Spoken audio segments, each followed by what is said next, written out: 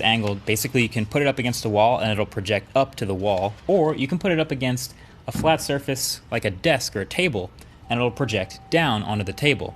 Once you do, it'll automatically sort of start to calibrate itself and sharpen it up, and once it's done, you have your projection. But here's the catch. It's a touchscreen projection. So this 10-point multi-touch element kind of unlocks this giant tablet experience anywhere you can find a flat surface, which you'll start to realize is like all over the place. And it's actually a lot more responsive than I thought it would be. Maybe it's because I've tried some pretty garbage, gimmicky versions of this in the past, but this one is really good.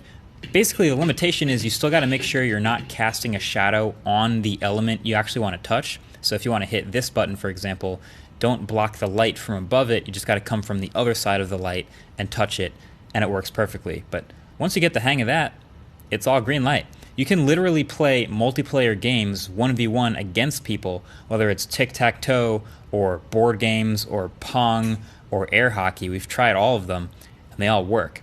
And on top of all that, it's got a built-in battery, so the thing's pretty portable, so you don't have to find a plug everywhere you go. You can be on a train, basically, and just plop this thing down and start using it like a tablet. So now you can basically turn any surface into a giant gaming controller without the need of a phone or a tablet. I'm sure you've played Pong before, but you've probably never played it on your kitchen counter or on a table. And then in the OS, there's some other dedicated AI integrated apps they've built with different themes. For example, there's an education feature where you can use physical objects, like actual plastic letters, to teach spelling because it uses image recognition from the cameras to tell if you've spelled something right or wrong.